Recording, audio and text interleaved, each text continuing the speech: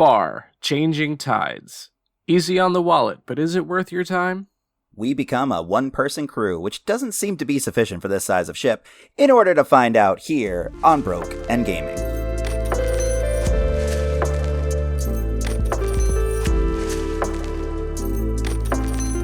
Welcome, absolutely everyone, to Broken Gaming. I'm your co-host, Shea. I am your other co-host, Dan, and hey, Shea, what have you been playing recently? Well, Dan, it has been a lot of Slay the Spire 2, but I talked about that last time, so I'll move on from there. A beta for a game called Wyldheart came out. I don't know if I mentioned this game or not already.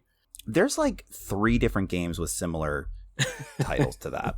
Yeah, I'm sure. Hold on, because I definitely played a game called Wyldhearts plural, I think. Well, this is only one, and it has a Y in it. Oh, okay. Yeah, Wyldhearts was like it played like the Horizon Zero Dawn games. But yes. It was like big mythical looking creatures as opposed to robots.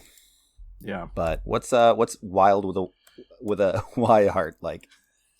It's a tabletop inspired co-op fantasy action RPG that just went into beta, I want to say like 2 weeks ago. So I've been playing that with a friend of the show, Aaron. Oh, it's co-op. Yeah, that's pretty cool. Yeah. I also backed it on Kickstarter, so, you know. I just saw that there's a Kickstarter. They raised over $250,000 so far. I was going to say, they raised a shit ton of money for a game that they were asking like $40,000 for, so... That's pretty dope. Oh, I know Wyldhearts. Okay, I remember. Yeah. I think it was free for some spell of time. Sure. I may have talked about it briefly. Yeah, but yeah, Wyldheart. I've been playing a lot of. It's fun. It's got some kinks to work out, so It's patched constantly. Like these devs are on it right now. Yeah. So yeah, looking forward to the full release for that game. I also started playing Tainted Grail, The Fall of Avalon. You familiar at all with this game, Dan? No, I am not. I don't think so.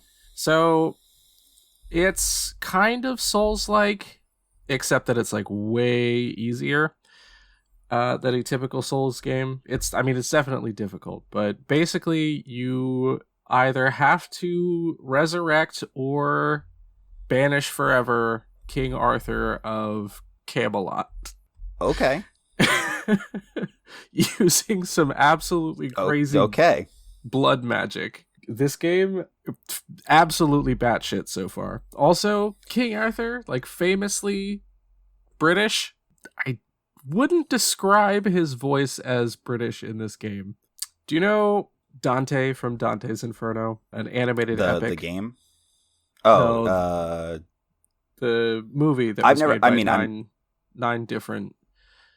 It's I am familiar, but Graham McTavish, I think is his name, is the name of the voice actor. He was in House of the Dragon. It doesn't matter. It's deep and gravelly and kind of sounds warped in Dante's Inferno.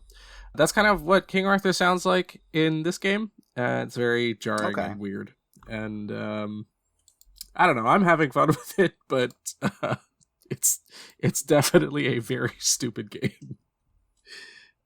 Maybe cool. I shouldn't say that. Not a stupid game. A very stupid premise, for sure. Like, does it tie into Merlin? Like, is Merlin like, yo, we got to get rid of this motherfucker? I don't. That's what I want to happen. I don't think Merlin is around anymore, but it's Merlin's fault. Like, Merlin made whatever it was that these other people think has corrupted the corpse of King Arthur. Okay. So Merlin's involved, at least as far as lore is concerned. Beyond that, gotcha. I couldn't tell you. I thought that my save from the demo that I got would carry over, so I made it out of the first area in the demo and had to do that all over again when I got the full game, so I have been a little bit salty about that. So I have not progressed super far into that game, but it's fun. I'm enjoying it. Some interesting weapon loadouts you can do. So that's cool. But I also started playing a game called Chained Echoes, which is your classic party-based JRPG, turn-based combat, 1.5 million characters whose names I've forgotten already. Very thin plot and an overworld that hates you. Looking at screenshots, this is the kind of thing you hate. I mean, like the the SNES graphics look to it. Yeah, I don't know. I'm surprised that you're playing this willingly and not like for the show.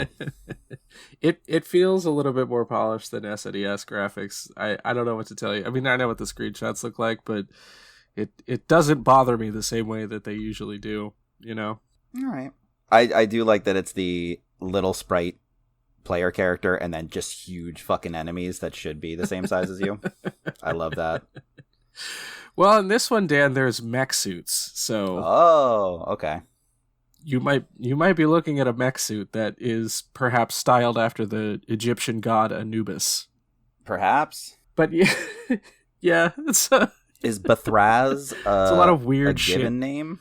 Oh, that's that lizard folk naming convention that fantasy settings seem to have all adopted, of making them completely nonsensical.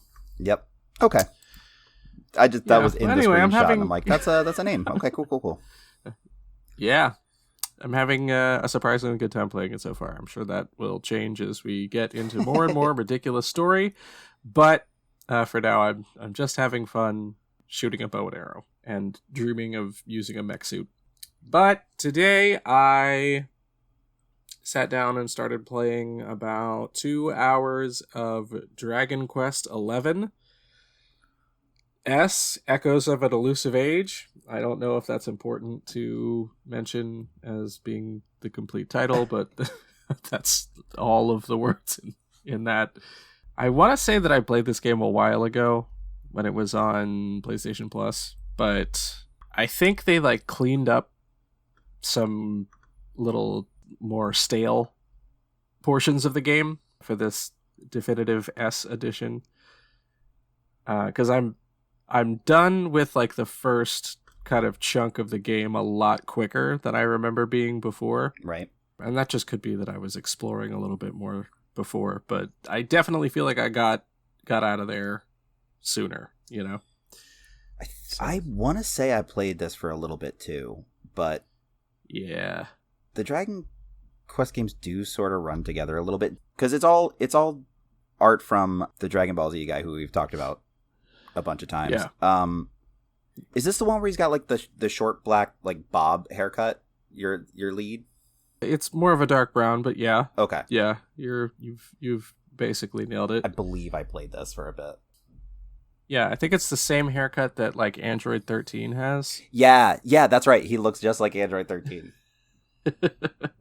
Or one of the androids. I don't remember. No, which number it was, but you know who I'm talking about. Yeah, there was the male and female ones. Yeah, and then Krillin marries the female one. Well, yeah, because that's just Krillin's arc.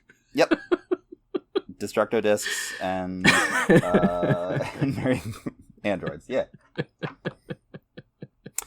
This is interesting. So like this is the longest span of time since there's been a new Dragon Quest game since it launched. Yeah. 86 was the first one. I was going to say they're celebrating 40 years as a franchise right now, and 11 came out not this year, you know? Yeah. The longest gap was like 3 years prior to this, and 11 was released in 2017. Elder Scrolls fans will know a little something about that. Oh, for sure. This is also like in the I'm a little wrong. There was a 5-year gap between 10 and 11, but we're still beyond that. And like I want to say that part of it has to do with the fact that 10 was the beginning of the Square Enix era. Yes. So yeah, really long lead times on these games. Like they've had the 12th one announced for I think a while now, and it's still listed as TBA. 2018? One would imagine, yeah. You know, since they dropped a trailer about a new game and then didn't talk about it for 6 years. Wait, are we talking about Kingdom Hearts? No. Because it sounds very reminiscent. Yeah, but aren't... Oh, no, I'm thinking of Fable is getting a remaster this year. Yeah, Or that was a next whole year. other fucking thing. Yeah, we got that Iowati trailer, like, multiple years ago at this point. Yes, well... Is this your first Dragon Quest? I think so. I feel like I have played one or two of them before, but not deeply enough that I remember. Like, this is the series that popularized what a JRPG is. Yeah, apparently. Like, they were the ones who influenced Final Fantasy, which is why it's, like, ironic that, 30 some odd years later, they got bought by Square Enix. But Right. It's arguably the most influential, but it didn't really hit in the States until much later. Yeah. Like, huge in Japan. That their slime design is like super iconic in Japan. Yeah. They'll stick that slime, like that version of slime, as a tribute to Dragon Quest in like just completely unrelated games. Like, not even by the same studios. Yeah. They would just do that. So it's, it's cool that it's getting its flowers a little bit now, but they just really need to get on the ball with their releases. Yeah. I mean, let me see here. They're just doing remakes now. Is that what they've done the last? I think they've done a bunch of remasters. This series has also had the Warriors Oh, sure. thing. Yeah. They've had a Builder spin-off game for like no good reason. I think 2, in fact, where it's like Minecraft but Dragon Quest. Why? I don't know. They had a movie come out in 2019 in Japan. Oh. Based called on Dragon Quest Your Story, based on Dragon Quest V. Oh, no kidding. That's fun. Yeah. Yeah. I think Final Fantasy did that like once too. I think they made it for like Final Fantasy 5 or 4 or something, like true numbered, whatever. Hold on a second. I have to look this up now. They definitely had a movie. Oh, they've had several. They for sure had manga. They for sure had. This is one of those series that where I'm like surprised. I would be surprised if there wasn't like a full anime somewhere, like series. Oh, there's it doesn't look like there's a series, but they've had several anime movies released. Legend of the Crystals in 1994, The Spirits Within. Oh, live action. The Spirits Within. Yeah. Wasn't that a Final Fantasy title? Or are we talking about Final Fantasy? We are talking about. Oh, okay. I thought we were still talking about Dragon Quest. Jesus Christ, starring Ming-Na Wen and Alec Baldwin. Spirits Within? Yeah. Okay. Very quickly. And James Woods and Donald Sutherland and Ving Rhames and Steve Buscemi. God damn. Spirits Within was one of the first realistic, quote-unquote, looking CGI films. Mm-hmm. I was like an avid reader of video game magazines at the time, and you could not escape those ads. They were everywhere. Like, they thought this was going to be the next big thing that, yeah, and then they lost $100 million on it. Oh, they took a bath so bad. It tanked. Yeah. And, like, there was speculation in one of the gaming mags. It might have been, like, Pro Gamer or something like that, where they were like, this might kill the film industry. Like, there might not be a need for filming live-action people anymore. If this goes well, we might see CGI everything. So that turned out great. Exactly as predicted. Oof. I'm gonna have to figure out where that article was, because it was like an op-ed. It wasn't an article, if I recall. Like, it was one of their staff writers like speculating. Yeah. But yeah, because that was a thing that we used to care about. Do you know the week that Final Fantasy: The Spirits Within opened at the box office, it came in 4th? Do you want to know the movies that it placed behind its opening weekend year? in the United States? 2001. July 2nd, 2001. Oh, sorry. July 11th, 2001 was the wide release. Oh, man. What movies came out right before? Don't. Yep. I don't know. Benchwarmers. Was that? I think that was a couple years later. Damn. Okay. Tops in the box office that weekend, Legally Blonde. Cool. Followed by a movie called The Score, followed by a movie called Cats and Dogs. I mean, The Score is dope. If it's the one I'm thinking of. With Marlon Brando and Robert De Niro. Yeah, that only movie's movie great. in which they appear on screen together. Oh shit, is that true? It must be. Apparently. But yeah, it finished up 4th that weekend. Killed in Australia. What, Sorry, The Score? back on the Final Fantasy movie. Killed in Australia. I closed the tab for Cats and Dogs. Yeah, that's I forgot fine. what I was talking about. Kit very recently was like, you should watch it. I'm like, why? But we were going through like a whole like early 2000s film thing for like a 2-month span. And she was like, Sure. You should totally watch this. I'm like, I'm good, I think. Like, I watched the trailer and I'm like, how did anybody watch this? This is crazy. Right. Yeah. But anyway, that's what I've been playing, Dan. What have you been playing? So, this month, one of the free games was 9 Souls for PlayStation. And we've covered both Hollow Knight games at this point. We've acknowledged how difficult they are. This fucking thing absolutely puts it to shame in terms of, like, pure brutality. I've died so much. And it does the Dark Souls thing of, like, you drop your currency and you gotta go get it. Mm-hmm. However, if I'm killed by a specific enemy, I have to go and then kill that enemy in order to get my currency back. It's not like it's just like lying nearby that I can be like, okay, that guy sucks. I'm not going to be able to beat him. That was a big mistake on my part. I'm just going to grab my shit and go. Can't. Literally can't. I've lost the entirety of my currency multiple times over. I believe it. This whole game is absolutely based around the parry system. Ugh. Yeah. Because if you I'll see my way out block, of this conversation.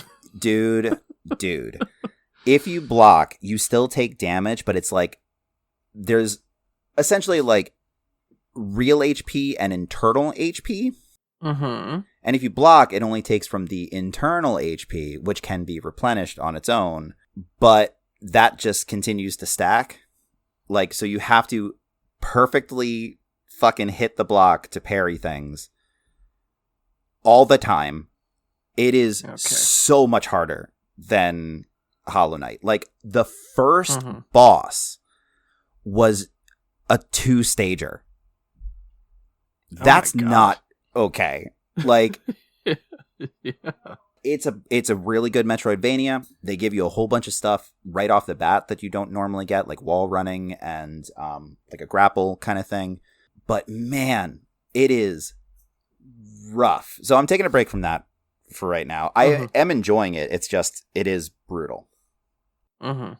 But before I started that, I finally finished, kind of, Ghost Recon Breakpoint. The John Barenthal one, because I had beaten Wildlands. I'm like, okay, let's see if I can do this one too. And so I killed John Barenthal, right? But that's not the end of the story. Like, that's a third of the way through the story. Now I have to go after the people that hired John Barenthal, still get off the island, because do you remember the plot line of this one? This is the one where you're like trapped on an island because there's like swarming drones all over the place. Yeah. That's right. Yeah. So killing John Barenthal did not stop the drones. Like, there are people above him that are still in control of the drones, despite the fact that after killing John Barenthal, we installed like a virus to deal with them. But I go back to Erewhon, which is your base of operations and not an overly expensive grocery store. And we're all celebrating. And then the drones just like come back inexplicably. And we're like, wait a minute, we thought this is done. I thought right. Like, I've already taken out a bunch of the like sub bosses, like all the people that Barenthal was running with. They do that like web of, accomplice type thing. And all those are marked out. I'm like, cool. And so I get out of the cutscene where the drones return, and I'm like, all right, well, whatever, where's my waypoint? and I'm not finding one. Mm-hmm. And so I'm like, oh, and like the game had been glitchy like pretty frequently because it was a live service game to some extent. Yeah. So like I'm kind of used to it at this point. Like I'm gonna have to close the whole thing and open it back up, especially if I come back to it because it's live service. Every time like your controller dies or you walk away for too long, like it kicks you off the server and then you have to reattach to the server. Yeah. So like things were happening all the time. So I'm like, this is probably all it is. So shut the game down, relaunch it. Still no waypoint. I can't even like find in the journal section like what I'm supposed to do next. Mm-hmm. So I Googled it. Hey Shea. Yeah. This game retailed at $60 when it came out. Mm-hmm. You would think that would be the entire game, yes? Yep. You sure would. So, why is it that I can only play a third of the fucking story with the base game? Because where I'm at now... Well, how are they going to get... is that I would have to pay $40 extra fucking dollars oh my God. to play the other 2 sections of the story. That's crazy. So that shit got uninstalled immediately. Mm-hmm. Canonically, for me, John Barenthal saved the world, killing him. That was it. Everybody's good. We all went home. I'm not fucking... That's insanity to me. Yeah. No wonder they haven't had another installment of this game since that one. That's fucking infuriating. There were so many things that like were extra add-ons for this. Yeah. I believe the Ultimate Edition is like, as of press time, I think it still retails at like $120 or $130. Oh, eat a dick. Who made this game? Was this Ubisoft? Yeah, that's right. Has to be.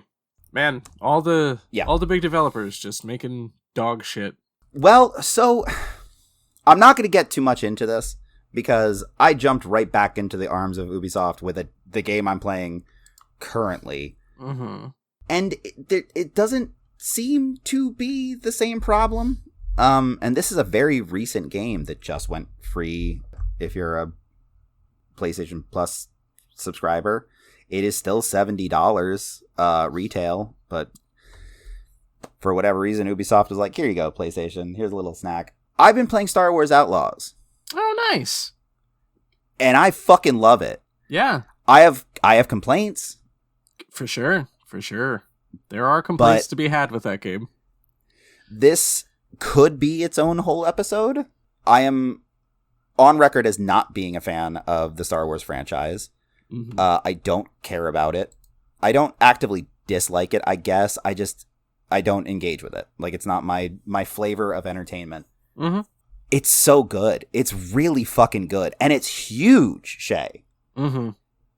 There's so much in this fucking game. Like, when I got to the first planet, and they're just, like, drop you in on this massive map, I'm like, oh, this is not what I thought it was. And then knowing that, like, I had other planets to explore, I'm gobsmacked at how good this actually is, especially for an Ubisoft title, which is like a known IP. Mm-hmm. Like, this is crazy. So we're going to get into all of that in the next episode where we do our fuck around. But like, I've put in a good chunk of hours already. I feel like I've barely scratched the surface. So yeah, we'll get back to that next time. But for now, we should get into our game today. And we will start, as we always start, with our short change history. Today we're talking about Far Changing Tides, which is a 2022 adventure puzzle game developed by Okomotive and published by Frontier Foundry. Okomotive is a studio based out of Zurich, Switzerland, founded in 2017 by Don Schmacher and Goran Sarek, 2 classmates from the University of Arts in Zurich.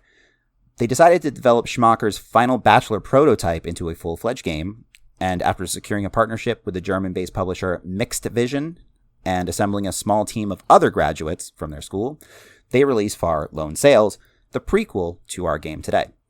While working on the in-house console ports of Lone Sails, they began development of Changing Tides, expanding the team from 6 to a still extremely modest 9. Now a full-fledged studio, Okomotive released their first 3D title, Herdling, last year, with another title called Pinkeep, the first game without the direct involvement of the founders, entering early access sometime this year.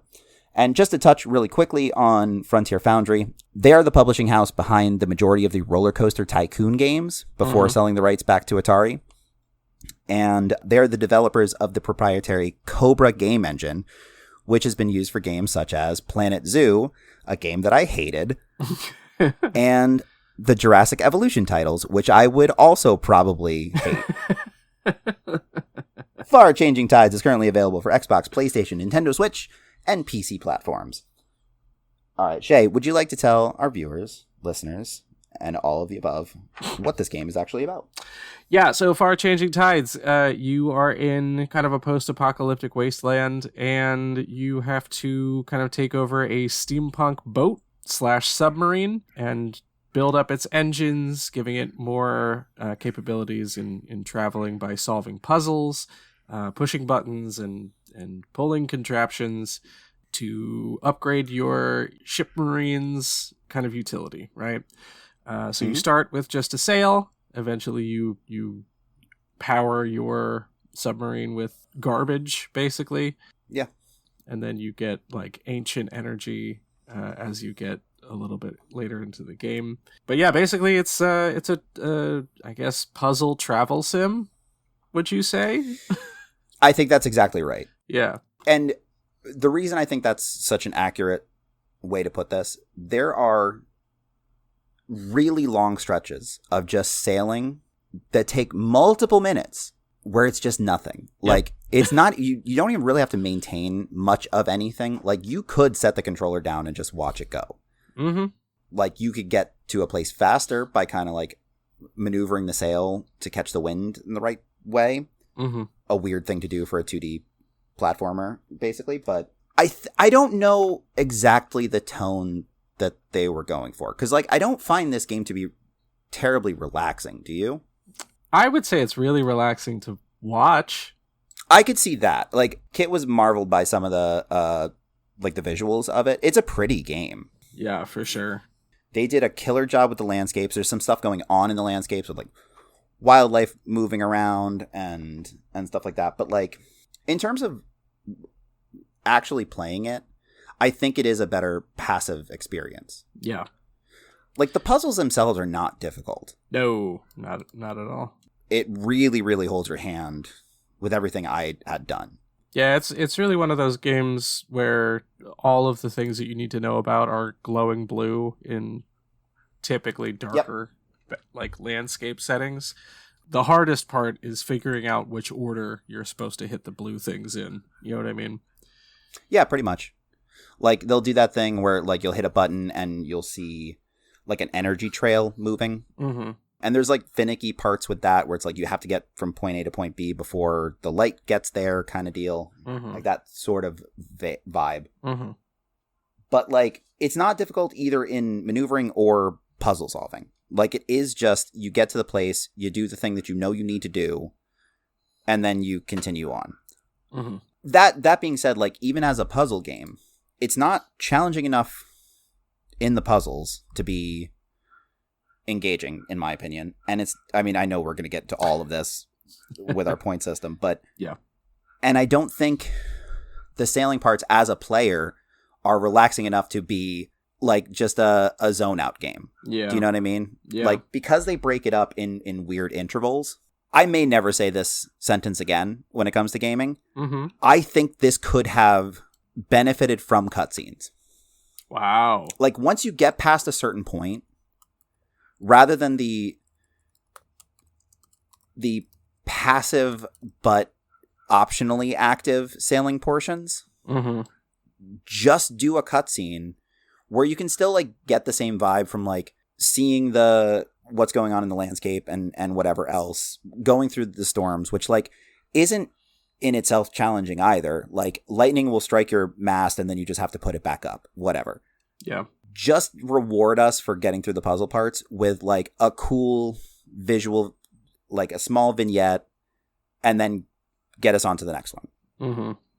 You know what I mean? Like, this is roughly an 8-hour game. What? And I would say 8 hours. That's what to 100% it. Ooh, I don't know about that. I think that was what the estimate was when I searched it, because there are sites that do that. Yeah. Maybe it's some real dum-dums doing the puzzles. I don't know. But they'd have to be real dumb to not be getting these puzzles. I mean, you're not wrong. But like, okay, what would you say it was? Because did you watch a full playthrough? I sure did. I watched it on double speed, but it was a roughly 4-hour video. I think 100%ing it means getting all the little trinkets that are hidden around, so I don't know how much more that adds to the experience. Oh, I don't know that it would double the time, though. That doesn't make sense, no. All right, we'll say 5 hours. Sure. If you know what you're doing and you're breezing through and you nail each puzzle on the first go for the ones that are like time-based. Mm-hmm. I would say a fourth of that is just sailing. Mm-hmm. For what okay, we got to talk about something else because I'm already leaning so heavily into pros, cons, and what the point system is going to be. Do you know like why the end of that game is significant? I do not. Okay. I guess spoilers for people who don't want the endings for either of the Far games to be spoiled for them, I guess. So the ending of the second game is the other side of the first game. So the first game, you get to the end, your car breaks down and like you can't fix it again, and then a horn sounds and a ship comes and rescues you. And then you get to the end. You are the ship that rescues the. So you are the ship that rescues the person in the first game. Okay. So building bonds. So if there were to hypothetically be a third one, yeah, you would have both characters. You would think, or a new character that is doing their own thing. You know.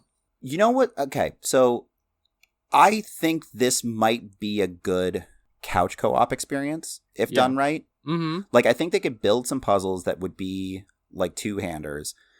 Maintaining parts of the ship would actually, like, rather than running down to the hull to feed the furnace and then going back up to do the mast and whatever. Like, if you had shared responsibilities, like, I think there's a lot that could improve this overall experience without changing the core mechanics of it. Mm-hmm. And I genuinely feel like couch co-op would be one of their better bets. Yeah. I feel like nothing's been announced for a third title, and I don't know much about hurdling. Well, I'll tell you this, Dan. It looks like they've... I just finally went to their website. It looks like they've doubled that team. They have... Oh, their team's massive now. Yeah, all 18 of them. Yeah. Well, I mean, compared to what they were, it's massive. Yeah. We're not hitting Square Enix numbers where you could well, I don't almost know. lay off 500 people. I was gonna say Square Enix is making that number closer by the day, but moving in the opposite direction. No, I can't wait till we have a fully AI generated Final Fantasy. It's gonna be awesome. Buddy, it's coming. I know. And then the Spirits Within prophecy will eventually come true. Yeah, no, so they split the team to make those two games kind of simultaneously, the one that's about to enter early access. Mm-hmm. Because one of their original team members, when it was just 6, and it was just another graduate from the Zurich University of Arts, mm-hmm. like, he's the project lead for Pinkeep, and it's like it looks like a 50-50 split from the original team of who was working on Hurdling, who was working on Pinkeep. Gotcha. Nothing, like I said, about a third FAR, though. Yeah. At least as of yet. There's no reason why they couldn't, but now they are getting into, like, fully 3D rendered gaming, and, like, sometimes you don't go back to a 2D kind of thing after that. Yeah. I'm curious about Hurdling. It looks interesting. It looks like a 3D puzzle type experience. Yeah. And, like, the visuals just look pretty cool. I like the design of the herd. Yeah, very cool looking. Literally, when I Googled it, one of the first things that came up is just a Reddit post. Hurdling is a nice experience. That's the post. That's it. And people say that Reddit is a disgusting place. Just that one corner, apparently, is totally cool. All right, let's get into pros and cons, because I think that is going to be the bulk of this discussion.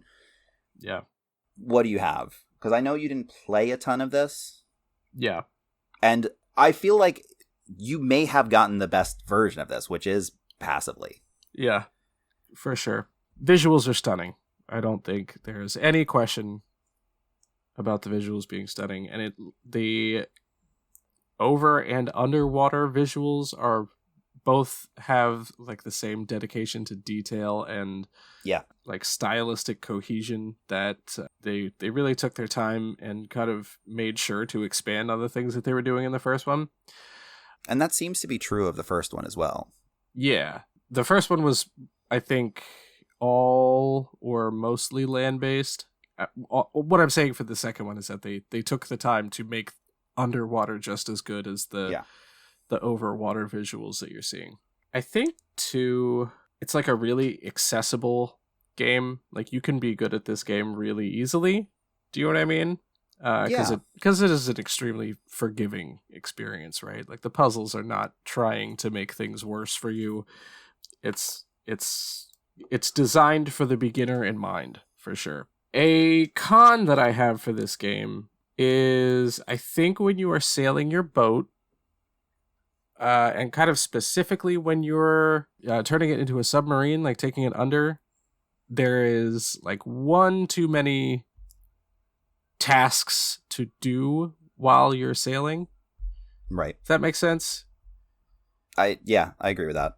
Like, you can't just push the lever and now it's doing this. Like, you kind of have to steer it without using a steering wheel at some points, and it's a little bit clunky to be doing that and making sure it goes forward and making sure that you're not overshooting where you need to go, while also like putting out your bellows if you're going too fast. You know what I mean? Like, there's just one or two too many things going on when you're sailing the boat.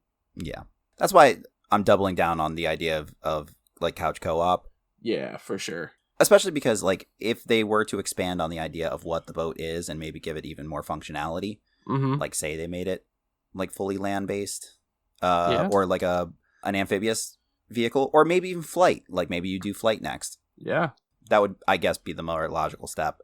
They do touch that a little bit in this one. A little bit. Yeah. But, like, if you were to... Like, I'm picturing, like, a full blimp situation. They did like, have a crashed blimp in the ocean. So, and I mean, they did a lot of kind of foreshadowing in their background set pieces, which I do think is another pro of this game, is that they did a good job of like laying out a very basic, very kind of short background story without saying anything. You know what I mean? Like, and it wasn't a way that, like, I feel could go underappreciated. So, like, we deal with post-apocalyptic stuff. It's like the most popular game setting at this point. And they didn't belabor the point. They didn't go, like, you can learn some things through, like, text that you pick up and whatever that is just, like, flavor purely. Because it's not necessary to understand what happened. And you're not trying to resolve anything necessarily either. So, like, the set piece just being its own thing and still making it interesting enough that you know what's going on, it's kind of irrelevant. It's a really fine line to walk. Yeah. That I think they kind of killed. Like, they really nailed it. Yeah. Yeah, for sure. What do you have for pros and cons, Dan? I think you kind of hit every major point I wanted to make. Like, other than the improvements I am suggesting, like, I don't think there's too much more that could have been done with this to make it more enjoyable. I feel like if they leaned in one way or the other of, like, is it a puzzle game or is it a relaxing game, it probably could have benefited. Like, either up the difficulty on the puzzles to make it something legitimately challenging, or you're just here to experience the ride. Like, that's it. Don't even worry about it. Like, it's a visual novel kind of thing. Like, but because there's no, like, dialogue other than the pieces that you pick up, like, there's not that, I don't know. It's not necessarily a pro or a con. It's just a finicky thing for me of, like, how I take in certain parts of media and what keeps me interested. Like, this game was very well received, like overwhelmingly positive reviews for both this and Lone Sails. Yeah. And it is a fun little experience. It's just not really my thing. And I like puzzle games, and I like fuck around relaxing games. So I think it just struck an uneven balance for me. That's all. Mm-hmm. But yeah, let's get into numbers. This is one of the ones where I really genuinely don't know where this lands. Yeah, sure, Dan. Let's throw some numbers. First up, does it work? Mechanically, no major complaints. Even the finicky parts are more my failings than the game's failings. Like, very simple layout in terms of interaction, and there's not like a ton of other things that you do. It's pretty much just interacting with an object. That's it. Mm-hmm. So yeah, works fine. That's a point. Okay. I think I'm going to give it a half here. The kind of hitbox for grabbing stuff would blend with other things a lot of the time. I could see that. I don't know. A half feels a little too harsh, but like I don't know that I can give it a 1 when that's like the only mechanic in the game, you know? That's kind of the thing, right? Like if you don't feel that they nailed the one core mechanic. Yeah. Yeah, so half point for me. Okay. Up next, is it engaging? I'm going to say a half just because I feel like I see what this could have been. Like, I didn't end up finishing it. The news of the spoiler was legitimately news to me. Oh, hey. That's okay. I either was going to finish it or not. Like, I don't feel strongly enough about it where it was like a must do. And we pushed this off for a whole month and I just didn't bring myself to do it. So, you know. I don't know. I'm a habitual gamer in the way of, like, when I have free time, like, I will jump into whatever it is I'm playing. Like, if I have a spare 45 minutes, and this is kind of, like, the perfect game for that, or seemingly so. You would think, yeah. Where, like, I know I can get through a puzzle in this chunk of time just based on the other puzzles that were there, or, you know, at least get to the next section if I'm whatever. And it didn't appeal enough to me to want to do that. Yeah. I'm also going to give it a half point. I don't know, like you alluded to, I played maybe like an hour and a half of this game, and then I just like could not bring myself to play it again. And I don't know that it was entirely the game's fault for not hooking me, but that was like definitely part of it for sure. So I'm going to give it a half point there. Does it look good, Dan? It's probably the most positive point of this experience is how gorgeous it actually is, which we both touched upon. Yeah, no, the visuals in this are stunning, especially like as minimalist as a lot of it is. Mm-hmm. I think they did a lot with it. Mm-hmm. Like, your character sprite is very small compared to the boat, but like the scenery that you go through, like there's not like a shit ton of biomes or anything, but the little details in the background, the foreshadowing, the world building, everything about like is 100% the best part of this game. Mm-hmm.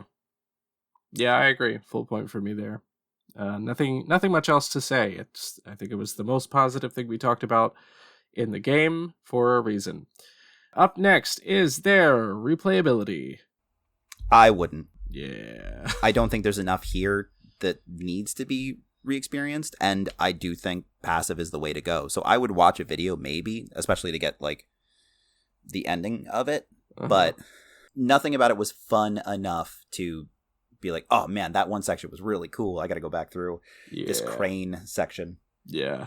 I got to be honest, if you watch a video of it, Dan, I would find one without the streamer in it, because the one that I watched, God, I wanted to kill this guy so badly. Unless it's a really in-depth game, right? like a Skyrim.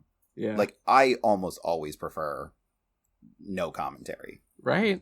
Why would you think I want to watch a replay of you playing this game all the way through and talking about it? Two people who are not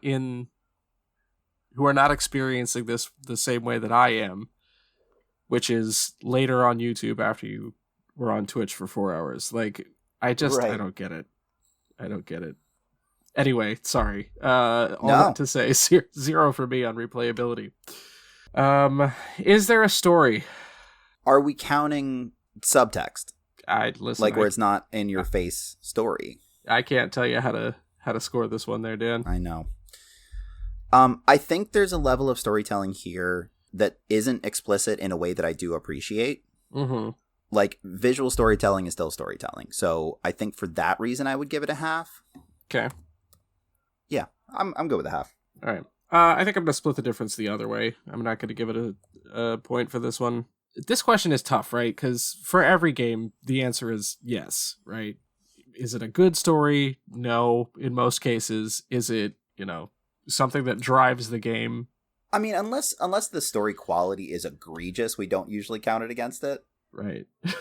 Like, if it's just pure nonsensical, like, what the fuck are you even doing? How does that make sense? Like, I don't think we've docked too many points for that. You mean like having the ghost of King Arthur in your brain through blood magic? For example, yeah. But, like, there is an absence of actual story. So yeah. This really could go either way. Yeah. And that's kind of where I'm at, is the other way of 0 points, because there wasn't anything that told me that I should be driving the boat. You know what I mean? Yeah. You don't have a specific goal in mind. Yeah. That you can tell. Even that resolution is more happenstance than it is goal oriented. Right. Exactly. Yeah. So like if that other character from the first game was someone that you knew, yeah, and you're like, I gotta get to them. That's one thing. Or even if you were like, I want to understand why this world is what it is. I'm saying that's not necessary, but like, yeah, for sure. If you wanted to tell a story, you could do it that way. Yeah. And just the little niblets of why things are. I mean, and even with the stuff that you pick up, it's more like, I really miss my daughter kind of vibes. Like, not like, and then the aliens came and did this thing. You know what I mean? Yeah. So I think 0 is totally valid. All right, Dan. Our final big 5-point question: is it worth the cost? So Far Changing Tides retails at our limit of $19.99. Shea, I want you to go first. Okay. Because I think I know what my number is, and I want to see if I'm swayed in one way or the other. 2 is where I think I'm at. A 4-hour game. Yeah, that was my number. Yeah. It's a 4-hour game, man. And if you want to leisurely 100% it, I guess you can spend another 4 hours looking for 3 secrets throughout the game, but I don't know about that, man. I mean, there's not really much else to be said there. It is short. We did look into what the deluxe edition has, and it's your bog standard indie game art book and soundtrack. Or was it just soundtrack on this one? Just soundtrack. Just soundtrack. That's ridiculous. I could tell you a couple places the soundtrack is also, though, so never fear, I'll save you $1.50. The internet has free music everywhere. I mean, come on. There's a fall asleep YouTube for it, probably. Exactly. If you watch a playthrough of it without a streamer talking the entire time, you can get the whole experience for free. Could you imagine the person that's like, I need a new workout mix? Oh, that Far game was pretty dope. Just on the rowing machine. That would be crazy, as specifically as a workout mix. Just taking a nap by the dumbbells in the gym. Yeah. Like, yeah. It could be for yoga. Yeah, I guess so. You can do that. I mean, like I said, it's a fine experience, and I think our numbers more or less reflect that. Yeah. So it's going to be 4 from Shea, 5 from me. Numbers notwithstanding, is this something that you would recommend? I think for people who like puzzle games but don't have a lot of time to play them, this would be a good rec. But beyond that, I don't think so. I think similarly, I would recommend this to people a with parent. Children. Yeah. Yep, with a child that is not very bright. No, it's not even that. Like, there's an extremely sparse number of games that aren't Paw Patrol level obnoxious for, say, the 7 to 11 crowd. Sure. And I think this is kind of perfect for that, because this is something I wouldn't mind sitting down with a kid and playing through. like handing them the controller, just kind of like coaching them through some of the more finicky puzzle parts. But like thematically, it's not like there's anything in here that would be upsetting. I think that's kind of like the best window for what this experience is. So for that, like hyper specific type of thing, I would recommend it. But for your average gamer or even like part-time gamer, I don't think there's enough here, especially not for $20. I mean, that's rough.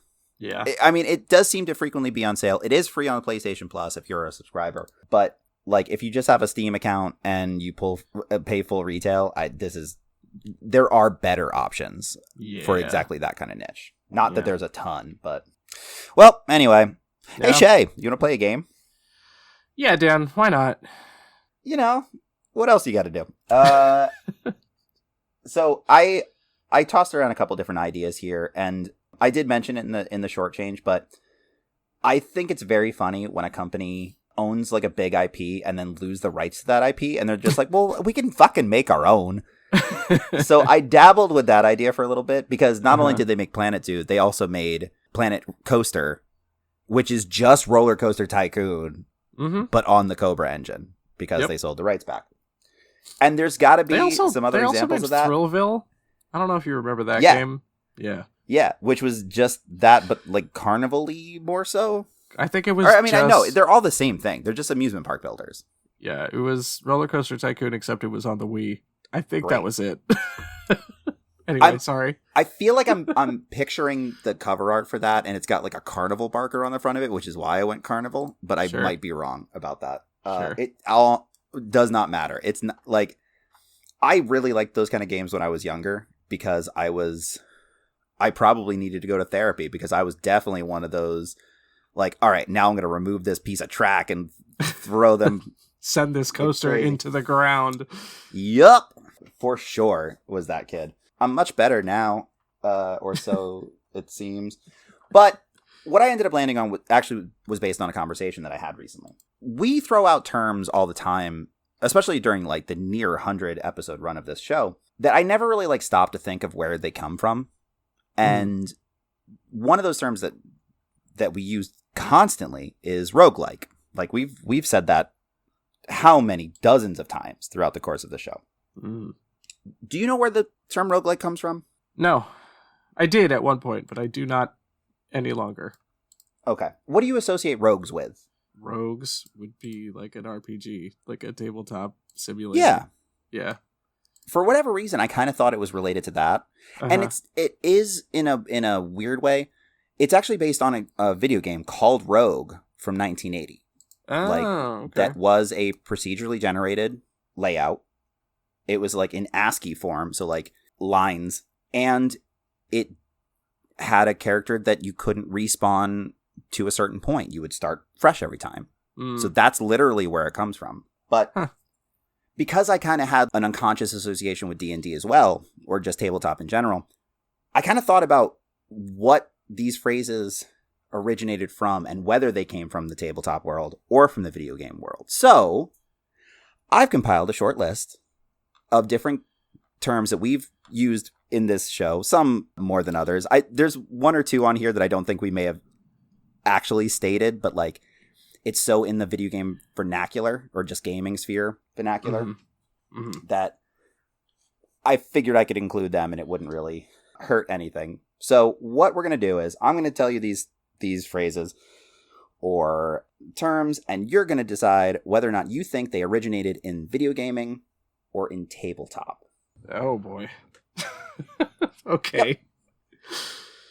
So I currently have them in alphabetical order. I'm just going to keep them with that because it's fine. Save for one, which I just find interesting. So we'll get there when we get there. So starting off, AAA. Is that a video game term or a tabletop term? A lot of these obviously come from other things and then were applied to one or the other. Yeah, I was going to say, and sometimes both. This is actually a baseball term. What. So fascinatingly, give your answer and then I'll tell you what it actually is an extension of. Yeah, sure. I'm going to say video game, and I'm excited for this over that I'm going to lay out today. No, you already got a point. It is video game. All right. So The term AAA was applied to one of the first games that it was applied to, I should say, was Final Fantasy VII. Because it is that recent, huh? Yeah. Damn. It's a financial term. Like a AAA investment means it's like solid and you will absolutely get your money back. So despite the fact that these games cost like a shit ton, like at the time, Final Fantasy was the most expensive game created in that era. Mm-hmm. Just in pure money sunk into it. They were like, it is for sure going to get its money back. Which, like, it still feels like a gamble because Final Fantasy wasn't huge in the States. The last installment was a 2D SNES title. So to make the jump to 3D, which they could have shit the bed on, hypothetically. Like, granted, it is, like, most people's favorite installment in the series. Yeah. So, like, but ultimately they were right. It's not the juggernaut that it is now. Yeah. It wasn't, or I shouldn't say it wasn't at the time. Yeah. Nobody truly knew. Like, and even from, like, early screenshots, you could be like, nothing looks like this. This is kind of weird. What's this soup can headed motherfucker? What? Did somebody say soup boy? That's right. So yeah, that's where it comes from. Video games, it was where it was applied to first. So that's the point. Up next, AOE attack. I feel like that's tabletop. Oh, wait.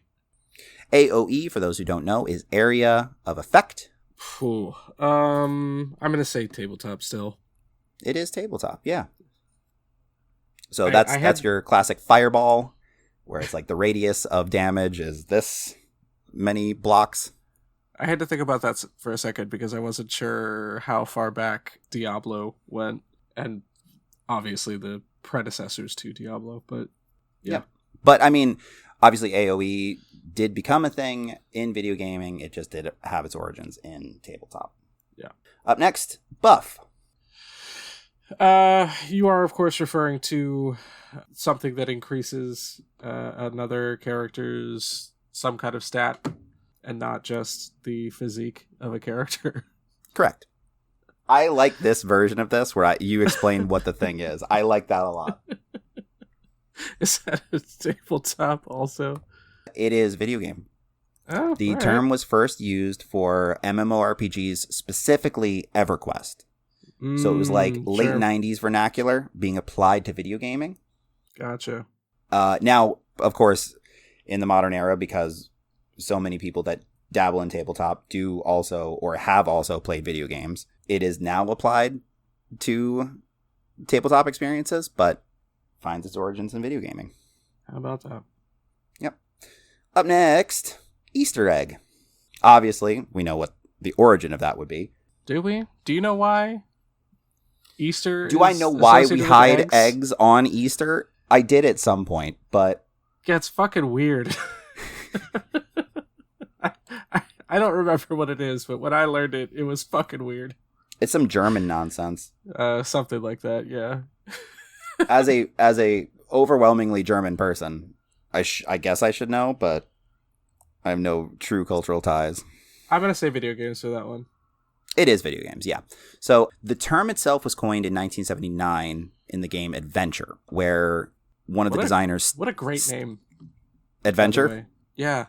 Creative as all hell. Really knocked it out of the park there. Yep. So back in the day, there were no credits in video gaming. You would just start it up. It would say what the publisher was or the studio. You'd get to the end. It would say, great job. That's it. They wouldn't tell you who designed it. They wouldn't tell. It's not even really on the boxes. So designer Steve Wright took it upon himself to hide his name in a secret room and then later referred to it as an Easter egg hunt, which is where we get the term. However, in the research, just real quick, because I think this is very fascinating, it's not the first example of a programmed Easter egg. That would be 1973's Moonlander, where the entire thing is that you're just landing a space pod on the moon. But if you just, like, keep going way past the goal point, like past several screens, there's just a McDonald's restaurant. And if you land next to that, rather than just stand next to the pod, the astronaut goes into McDonald's. That's the first ever, like, hidden thing in a video game, apparently, which I think is very cool. But yeah, you got it right. It's video games. Next up, Nerf. Referring, of course, to a drastic decrease in a class of characters' skills. Commonly, yes. Strangely, not what the first usage was referred to. Obviously, Nerf is a company that makes soft objects for kids to not, fuck their shit up on. So that they can beat up their friends without hurting them.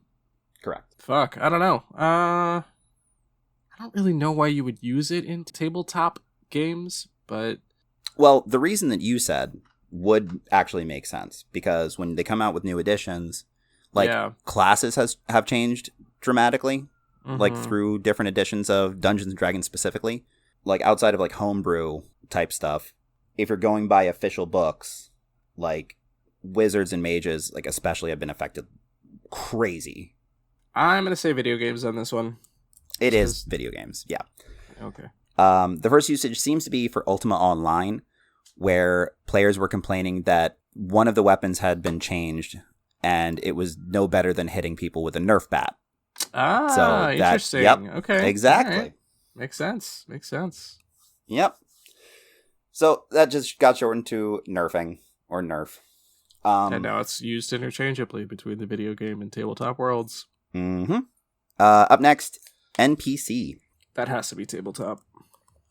It is tabletop, yeah. Yeah. Just because, it is pretty specific, non-playable character or non-player character, depending on the specific usage, kind of interchangeable anyway. The only reason I added this is because I genuinely didn't know if it would be, because, yes, that conceptually has existed, where your GM or DM would be embodying those characters, but they are playing that character. It's just the player characters aren't playing that character. So, in the hypothetical, I wasn't sure if that was retroactively applied, but it does seem to have its origins in tabletop. Yeah. Next up, side quest. Man, I would assume video games, but that one I feel like could go either way. Mm-hmm. It's almost like I crafted this pretty well, given the flimsy subject. I feel like that one's a chicken and egg situation. You know what I mean? For sure. I am gonna stick with video games on that one though. It is tabletop.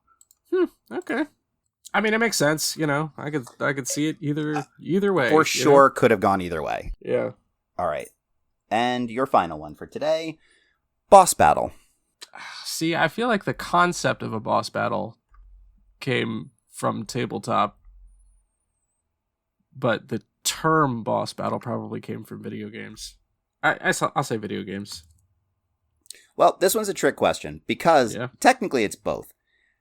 And the reason I say that is because the term was first used in a 1975 game called Game of Dungeons, which the file name was literally DND, like D, letter N, D. Yeah. So at the end of the game, you fought a golden dragon, and it was referred to as a boss. Okay. All of this comes apparently from this specifically. It was, looking at screenshots, there's nothing to it, as you can imagine, from a game from 1975. But it's real cultural. It is the first interactive game to feature what would later be referred to as bosses, widely. So I'd have given you a point for either one of those, because technically it would have been true. It's just the digitized version of a Dungeons and Dragons campaign. So let's see. I believe that's 6 points. That's what I have too. Yep. 6 points for today, added to the big fictional board. I feel like for the 100th, I got to get you a gift for all the points that you've gotten. We might be at prize time. We stopped calculating just because shipping got way more expensive when you're living at the base of Mount Kilimanjaro. You know what I mean? Yeah. It's crazy. Yeah. These tariffs, man. Yeah. But that's just about going to do it for us today. As always, you can follow us on social media at Broken Gaming on Blue Sky, or our Facebook page where, we do some things, and Instagram where you can check out sales that you should be aware of that we call cheap codes, as well as custom artwork for every one of our classic episodes. If you want to share the show, you could do so with our hosting site, which is anchor.fm/BNGpod. You can also follow us on Twitch, where I stream every other Sunday night. at twitch.tv/BNG podcast. And then you can check out all of our stuff over on YouTube, which is youtube.com/@brokengamingpodcast. And if you want to send us an email for any reason, such as a promotional deal that's definitely not a phishing scam, you can do so at brokengamingpod@gmail.com. We take game suggestions, whatever feedback you have for us, you can send there. Any thoughts on our Delvebound campaign, you could send there. All right, Shay. I think that's going to be it. Next episode is number 99, leading to our 100th episode. We have something special planned for you guys. Should we tell them? Because I almost wonder if they have thoughts on what we should maybe look at. Yeah, sure. If anybody cares. So here's the plan for the 100th episode. We're going to be relitigating some of our past scores. So if there's a game, for longtime listeners, that you do not think that we scored fairly, drop us an email, drop us a message on Instagram, Blue Sky, wherever. Tell us that you think that we need to relook at it, reevaluate, repo the... whatever. Genetic Opera. Yes. Yeah. Just played it in on a theaters plane recently. Yeah. Did you? That's awesome. It was just in fucking theaters awful. again for, like, locally. Oh, Kit loves it. It's fun. Fucking It's Giles, a fun man. time. Hey, look, Giles has a voice on him. And he was the only one in that movie. Kinda. Yeah. No, it's good. But yeah, if there's a game that you think that we should look at, let us know, and we will consider it. Otherwise, Shay and I are going to pick out a couple games that we don't think got a fair shake, and we will give a potentially final revised score on some of them. But we will see you next month for a fuck around, and then You'll find out. Bye. Perfect. Goodbye, absolutely everyone. Goodbye.